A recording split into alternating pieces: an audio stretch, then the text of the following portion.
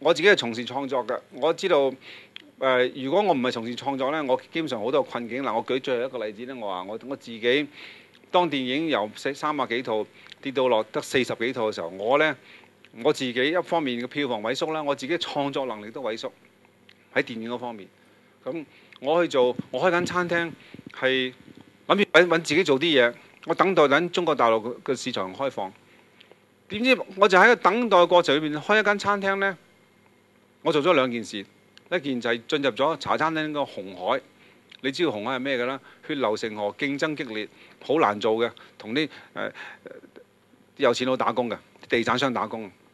但係喺呢個過程裏邊呢，我就研究咗，即係睇到咩叫 customer service， 原來顧客服務係點樣。咁我就係可能某一個晚上，我就將我學過嘅電影裏邊啊、戲劇裏邊啊、舞台裏邊嘅嘢擺咗喺度。如果我用呢個舞台嘅技巧理論用嚟培訓嗰啲前線嘅人員，嗰啲叫做我哋咩嗰啲叫即係工作人員喺個叫顧客服務裏邊，呢2種嘢溝埋一齊，會係點呢？咁喺呢個困境裏邊，喺我自己嘅事業嘅困境裏邊呢，呢兩樣嘢一溝埋嗰陣時咧，竟然成為我個藍海喎！竟然成為我藍海。如果唔係因為我自己創作喺我嚟講係我天職嚟嘅，我成日都諗嘅，成日都諗嘢嘅。咁我成日都話，即係將啲嘢左溝右溝。咁呢個我天性係咁。就因為我讀書嗰陣時咧，我冇條件咧入一啲好好嘅，即係好有制度嘅學校。我係周圍跑，周圍又逃學啊，又俾人掟出校啊，一陣間又留班啊。但係我係有個好有學習嘅心，因為我好多謝我媽咪啦，好有學習嘅心。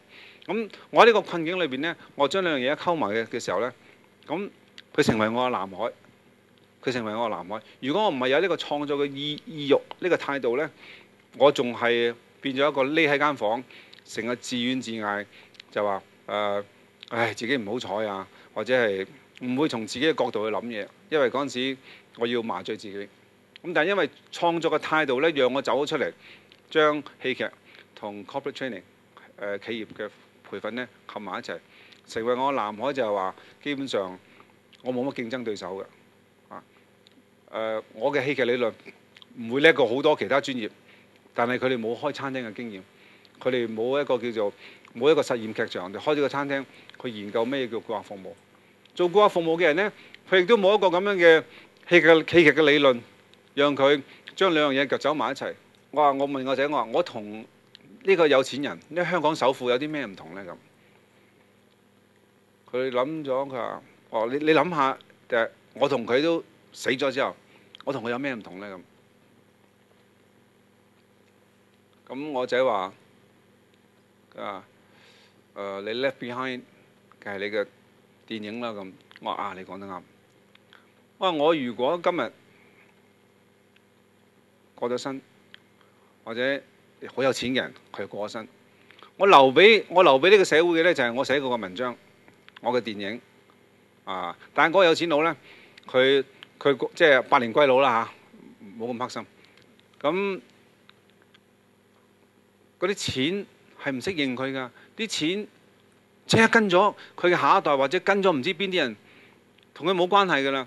佢留低嘅身影，嗰啲係一張張同樣嘅面鈔，而呢啲面鈔佢係身不由己嘅，係屬於人哋嘅。但係我話你老豆留低嘅作品呢，佢只要有一個科技嘅空間呢，佢可能1萬年之後呢，佢都仲可能發聲。佢嘅電影仲喺度出現緊，佢嘅文章仲可以有人睇緊，佢嘅説話呢，可能喺一個叫做 cyberspace 裏邊仍然可以出現。你嘅下一代，我話你嘅孫、你嘅侄可以同佢阿爺爺、佢嘅太公呢，仍然可以互相互動。我呢個呢，就係我留俾呢個社會嘅遺產，所以我嘅遺產呢，係會比嗰位首富多。咁如果我嘅遺產比嗰位首富多嘅時候，咁香港呢個社會就唔好成日用金錢呢去衡量一個人嘅咩佢嘅重要性。我哋而家呢，都係仍然呢係俾金錢呢去牽制住。因為點解呢？因為我喺我哋嘅教育裏邊呢，唔將創作呢當做一個好重要嘅位置，變咗我哋嘅價值觀呢，用金錢呢係對等。咁如果我哋可以喺課程裏邊呢，係重視創意、重視創作，呢個社會咧佢嘅價值呢，肯定會提升。設計一件衫，同做一個裁縫，嗰個價值係相差好遠嘅。1億件恤衫15蚊嘅，只換到一架747嘅飛機。747得波音有恤衫，全世界嘅人都可以做。我呢個就係我今日即係要同大家分享嘅嘢。我希望我哋香港人呢，留俾我哋嘅下一代呢，就係數之不盡嘅一啲嘅文化遺產，無論係聲音、實物、建築、文章、文字，呢啲先係我哋香港人要追求嘅一個即係價值嚟嘅。多謝各位。